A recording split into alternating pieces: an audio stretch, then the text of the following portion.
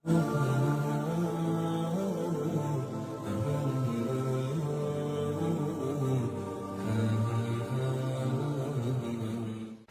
वालेकुम नाज़रीन, बदर मुनीर चौधरी, प्रोग्राम हम और हमारा दीन। बहुत शुक्रिया आप के फीडबैक का, और हमें इंतज़ार रहता है आपके सवालात का भी। स्क्रीन पे हमारा फ़ोन नंबर और ईमेल है। अगर आप हम और हमारा दीन में डॉक्टर खालिद ज़हीर साहब से सवाल करना चाह रहे हैं, अपना फ़ीडबैक देना चाह रहे हैं, कोई वीडियो पैगाम देना चाह रहे हैं, या कोई ऐसा मौजू आप चाह रहे हैं जिस पे हम डिस्कस करें, तो इन फ़ोन नंबर पे और ईमेल पे हमसे राब्ता कायम किया जा सकता है। हम कनाडा में, और जो दोस्त देखने वाले हैं वो अमेरिका, बरतानिया में भी मौजूद होंगे, दूसरे मुल्कों में भी और पाकिस्तान में भी हमारा प्रोग्राम देखा जाता है। तो अगर हम ये देखें कि जिन मुल्कों में हम मौजूद हैं वहाँ पे इंसाफ का निज़ाम और दूसरे कई ऐसे पहलू जो हमें एहसास दिलाते हैं कि ये जो असूल और ये जो प्रिंसिपल्स हैं, ये हमारे अपने मुल्कों में जहाँ पे इस्लामी हुकूमतें हैं वहाँ पर राइज क्यों नहीं हैं। एक हालिया तहकीक हुई है जिसमें मुख्तलिफ ममालिक को दर्जा बंदी दी गई है। आयरलैंड है, न्यूजीलैंड है और कई दूसरे नॉन मुस्लिम कंट्रीज़ हैं जिनके बारे में ये तहकीक करके तय किया गया है कि इनमें इस्लामिक असूलों पर अमल किया जाता है। लेकिन जो हमारे बड़े बड़े नाम हैं इस्लामी मुल्कों के, उनमें वो उस लिस्ट में सबसे नीचे हैं। आज का यही मौजू है। डॉक्टर साहब, ये जो तहकीक है मैंने भी वो पूरा उस पर गौर किया, तो उसमें तो आयरलैंड, न्यूजीलैंड इस तरह के मुल्क हैं। जैसे हम कनाडा में हैं, कनाडा में जो इस्लामिक फलाही निज़ाम है, वेलफेयर सिस्टम, वो यहाँ पर है। बरतानिया में वेलफेयर सिस्टम है। अमेरिका में इंसाफ के हवाले से मिसालें दी जाती हैं कि यार अगर कोई काबू आ गया अदालत के, वो कोई ऐसा सिलसिला नहीं है कि उसको आप रिश्वत दे के काबू कर लें। तो सर, ये क्या चक्कर क्या है, इस्लामी मुल्कों में ये सिस्टम क्यों नहीं है? बदर साहब, आपको क्यों हैरत होती है? देखिए, गुजारिश ये है कि इंसान तो सारी अल्लाह ने बनाए, अल्लाह के बंदे हैं। अल्लाह ताला ने कुरान मजीद में हमें ये बताया है कि इंसान को अल्लाह ने जब पैदा किया, और ये हर इंसान की बात हो रही है, तो फ़अल्हमहा फ़ुजूरहा व तक़वाहा, उसने उसके अंदर उसका फुजूर और उसका तक़वा, उसकी अच्छाई की तरफ मैलान और बुराई की तरफ रुझान, दोनों उसको वदियत कर दिए और उसे छोड़ दिया कि अब वो अपनी आज़ादाना मर्ज़ी से जो फैसले करना चाहे करे। कहने का मकसद ये है कि अल्लाह की दी हुई पाक साफ फितरत हर इंसान को मिली है। मैं और आप बदर साहब मुसलमान हैं इसलिए कि मुसलमान पैदा हुए। हम अबू बकर और उमर नहीं हैं रज़ी अल्लाह अन्हुमा। वो मुसलमान हुए थे सोच समझ के, वो ईमान लाए थे। हम मुसलमान ख़ानदान का एक हिस्सा अपनी मर्ज़ी के बग़ैर बने हैं। हमारा अब ये चैलेंज है हमारे लिए, हमारा इम्तिहान है कि हम अब उस इस्लाम को समझ कर मानें और उसको इख्तियार करें, तो हम होंगे मोमिन, वरना हम नाम के मुसलमान हैं। कुरान मजीद से मालूम होता है कि अल्लाह की तालीमात के दो हिस्से हैं। एक को कहा जाता है हिकमत और एक है किताब। हिकमत है ईमानियात और अखलाकियात, ये दीन का बड़ा हिस्सा है। ये मालूम होता है कि इंसान के अंदर अल्लाह की तरफ से पहले से पैदाइशी तौर पर मौजूद है। कुछ चीज़ें हैं जो इंसान भूल जाता है, तो चुनाचे पैगंबर आके क्या करते हैं, याद दहानी कराते हैं। चुनाचे कुरान अपने आप को अज़-ज़िक्र कहता है, अज़-ज़िक्रा कहता है। दूसरा जो हिस्सा है जो निस्बतन छोटा है, मेरा ख्याल है 20% होगा, उससे ज़्यादा नहीं, वो है अल किताब और वो है कानून, जिसको हम शरीयत कहते हैं। नमाज, रोज़ा, हज, ज़कात, तलाक, निकाह, कानून विरासत वगैरह वगैरह, ये है कानून। ان دونوں سے مل کر اللہ کا دین مکمل ہوتا ہے۔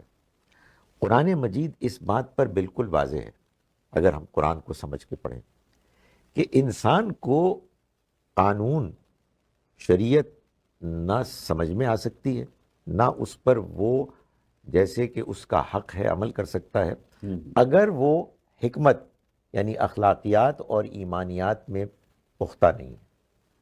اور قرآن مجید سے یہ بھی معلوم ہوتا ہے کہ اگر انسان کے اندر کھوٹ ہے اور انسان اخلاقیات میں نکما ہے، ڈنڈی مارتا ہے، تو اس کی نماز، اس کا روزہ بھی بیکار ہے۔ تو بدر صاحب، آپ کو حیرت کیوں ہوتی ہے کہ مسلمان ان ممالک سے پیچھے ہیں؟ میں ایک اور بات کہنا چاہتا ہوں، ان لوگوں نے اخلاقیات میں ہم سے بہتر کارکردگی دکھائی ہے، چنانچہ یہ ڈیزرو کرتے ہیں کہ ان کو اللہ کا پیغام پہنچایا جائے۔ لیکن پہنچائے گا کون؟ میں اور آپ پہنچائیں گے۔ ہم فہرست میں بہت نیچے ہیں، تو یہ لوگ ہم سے وہ پیغام کیوں سنیں گے؟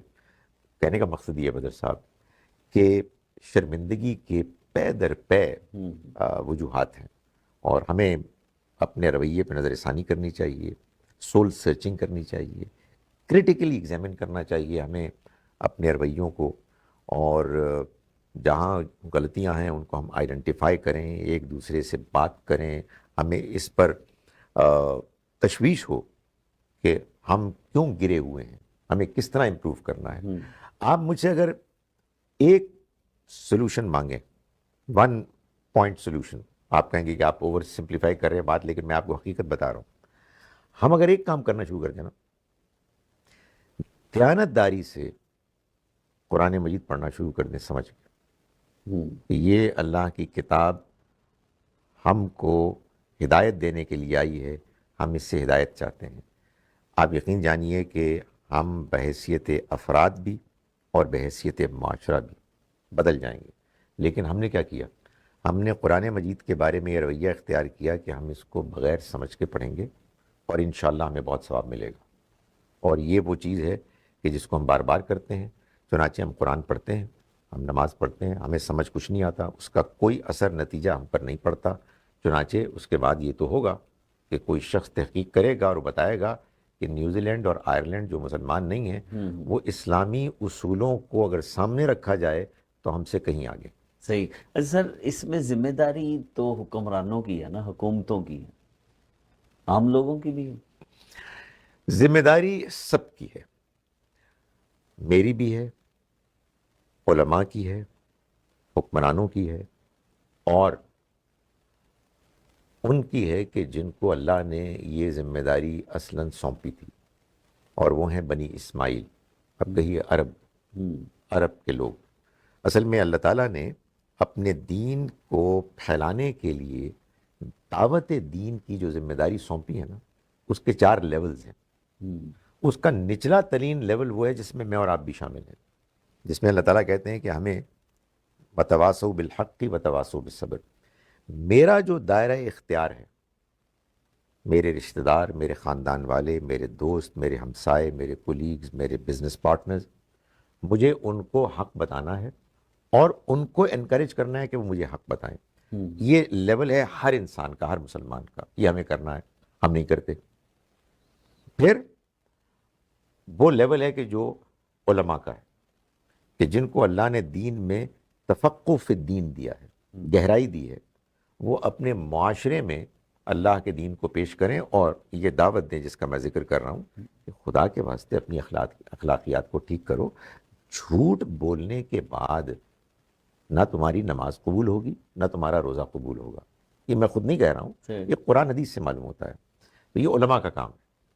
اس کے بعد تیسری حکمرانوں کی ذمہ داری ہے، جن کو اللہ تعالیٰ نے یہ فرمایا کہ ان کی ذمہ داریوں میں سے ایک ذمہ داری یہ ہے کہ وَأَمَرُوا بِالْمَعْرُوفِ وَنَهَوْا عَنِ الْمُنْكَرِ، وہ امر بالمعروف کریں گے، نہیں عن المنکر کریں گے۔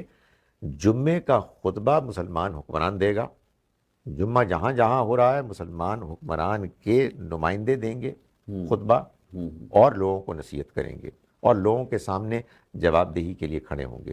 اور جیسا کہ میں نے عرض کی کہ last but not the least, اللہ تعالیٰ ہدایت دے بڑے پیمانے پر ہمارے بنی اسماعیل کے بھائیوں کو جو ہمارے لیڈرز ہیں، اللہ نے اولاد ابراہیم کو چنا ہے پوری دنیا کی رہنمائی کے لیے. صحیح. پہلے وہ بنی اسرائیل تھے, اب یہ بنی اسماعیل ہیں. تو یہ اگر زندہ ہو جاتے ہیں دینی اخلاقی طور پر, آپ یقین جانیے دنیا میں کوئی طاقت ان کے مقابلے میں کوئی حیثیت نہیں رکھے گی. لیکن اگر یہ گریں گے تو پھر ان سے نیچے اور کوئی نہیں ہوگا. صحیح. تو یہ ان کی بھی ذمہ داری ہے. اچھا سر, اسلامی ممالک کا اتحاد بھی نہیں, آپس اس کی میں وجہ ہم یہی اکٹھے نہیں. وجہ یہی ہے نا کہ جب ہمارے اندر دینی اور اخلاقی طور پر کمزوری ہوگی تو ایک تو ہم ڈرے ہوئے ہوں گے. ہم سب چاپلوسی کرتے ہیں ان بڑی طاقتوں کی کہ جو بہرحال وہ سپر پاورز ہیں, ہماری کوئی حیثیت ہی نہیں ہے, نہ ہمارے یہاں سائنس ہے, نہ ٹیکنالوجی ہے, نہ فہم ہے, ہم تو بہت پیچھے ہیں. تو چنانچہ ہمارے یہ جو ممالک ہیں 50 سے زیادہ, یہ محسوس کرتے ہیں کہ اگر ہم نے سب نے مل کر اتحاد کیا اور مثال کے طور پر اسرائیل کو للکارا تو امریکہ بہادر ناراض ہو جائے گا, تو اس کو تو ناراض نہیں کر سکتے. تو یہ مسئلہ یہ مسئلہ کیسے پیدا ہوا؟ یہ مسئلہ ایسے پیدا ہوا کہ ہم اپنے دین, اس میں بتائی ہوئی جو تعلیمات ہیں, اخلاقیات ہیں, ان سے دور ہوئے. اس کے بعد ہمارے اندر کمزوری پیدا ہوگی. اب میں یہ آپ سے کہہ رہا ہوں, آپ کہیں گے آپ مایوسیاں پھیلا رہے ہیں. میں آپ سے گزارش کروں, میں اور آپ اور ہمارے بہت سے سننے والے جو ویسٹ میں رہتے ہیں, ہم کو اللہ نے ایک غیر معمولی موقع دیا ہے کہ ہم ایک ایسے معاشرے کا حصہ ہیں جہاں اخلاقیات ہے, برائی بھی ہے, گندگی بھی ہے, نو ڈاؤٹ. اس کے بہت سے پہلو ہیں کہ جو ہم نے ڈسکس کیے اور ہم کرتے رہیں گے. لیکن بائی اینڈ لارج یہ اچھے سچے لوگ ہیں, با اخلاق لوگ ہیں, انصاف کرنے والے لوگ ہیں. اور قرآن سے معلوم ہوتا ہے کہ قرآن کی دعوت تو اپیل ہی ان کو کرے گی کہ جو اچھے انسان ہیں. جو برا انسان, جھوٹا انسان ہے, قرآن اس کو سمجھ میں نہیں آئے گا, اس لیے کہ اس کے اندر تو اندھیرا ہے اور قرآن کی روشنی اس اندھیرے میں جا نہیں سکتی. جہاں روشنی ہے وہاں یہ روشنی جائے گی اور نور علی نور بنے گی. یہ قرآن نے باقاعدہ اس کو بیان کیا ہے, روشنی پر روشنی ہوگی. تو میں گزارش یہ کر رہا ہوں کہ ہم لوگوں کو حکمت کے ساتھ, نرمی کے ساتھ, دلائل کے ساتھ اللہ کا دین پیش کریں. لیکن بدر صاحب وہ کیسے پیش کریں گے جب ہمیں خود ہی نہیں آتا؟ خود کیوں نہیں آتا؟ ہم ڈرتے ہیں اس سوال کرنے سے, ہم ڈرتے ہیں اس بات سے کہ اگر ہم نے کوئی ایسا پیچیدہ سوال کیا یا ہمارے ذہن میں پیدا ہوا تو کہیں ہمیں شک نہ ہو جائے, ہم کہیں ایمان نہ کھو بیٹھیں. جب اللہ کے بارے میں ہمارا یہ تصور ہے کہ ہم دیانتداری سے غور کریں گے تو ہمارا ایمان غائب ہو جائے گا, تو کیا دین, کیا اخلاق, کیا شریعت, کچھ بھی نہیں ہوگا. تو اس لیے بہت ضروری ہے کہ ہم زندہ ہوں, اور زندہ کرنے کے لیے اللہ تعالیٰ نے آپ کو مغربی ممالک میں بھیج دیا. اللہ تعالیٰ کو اپنا دین پھیلانا تھا نا, اس نے مجھے اور آپ کو یہاں بھیج دیا. آئے ہم اپنے کاروبار کے لیے ہیں, لیکن بہرحال مسلمان ہیں, تو ہمیں اس دین کو پھیلانا ہے. سر لاسٹ میں پوچھنا چاہوں گا, اب تو ایسے ممالک میں بھی جس کو ہم مقدس ممالک کہتے ہیں اور ان کے کئی احکامات پر عمل کرتے ہیں, وہاں پہ بھی عیاشی اور جوئے کے اڈے کھل گئے. سر دیکھیں, میں نے آپ سے پہلے بھی گزارش کی کہ اللہ تعالیٰ نے جب ذمہ داریاں دی ہوتی ہیں نا لوگوں کو, تو پھر ان کی جواب دہی بھی اتنی کڑی ہوتی ہے. کوئی شخص کسی منصب پر قائم ہے, یہ اس بات کی نہ کوئی دلیل ہے نہ کوئی اس کی گارنٹی ہے کہ وہ اس منصب کا مستحق بھی ہے. وہ اس کا امتحان ہے.